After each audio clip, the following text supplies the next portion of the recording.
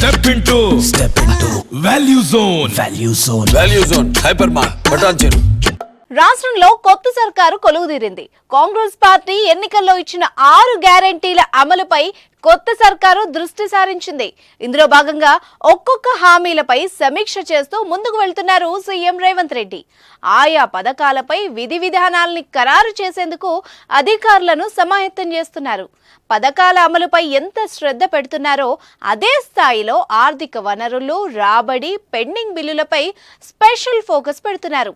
ఇందులో భాగంగా ముఖ్యమైన గృహలక్ష్మి పథకం అమలుపై ప్రత్యేక చొరవ చూపుతున్నారు సీఎం. అయితే ఈ పథకంలో ఎలాంటి అవినీతి, లోటుపాట్లు లేకుండా అదేవిధంగా నిజమైన లబ్ధిదారులకే పథకం చేరేలా చర్యలు తీసుకుంటున్నారు. లబ్ధిదారుల ఎంపిక కూడా పారదర్శకంగా చేసేందుకు పలు కండిషన్లు పెడుతున్నారు. వాటిల్లో ప్రధానంగా ఏళ్ల తరబడి కరెంటు బిల్లు చెల్లించకుండా ప్రభుత్వ ఆదాయానికి గండి పెట్టే వారిపై ప్రత్యేక దృష్టి పెట్టారు.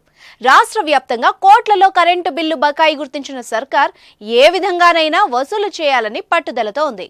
దీనిలో భాగంగానే మొండి బకాయిలను వసూలు చేసేందుకు రంగం సిద్ధం చేసింది. 200 యూనిట్ల వరకు విద్యుత్ ఫ్రీ, గృహలక్ష్మి పథకం వర్తించాలంటే ఇప్పటి వరకు ఉన్న పెండింగ్ బిల్లును క్లియర్ చేస్తేనే అర్హులన్న కండిషన్ పెట్టింది. దాంతో ఇన్నాళ్లు కరెంటు బిల్లు చెల్లించని వారు తలలు పట్టుకుంటున్నారు.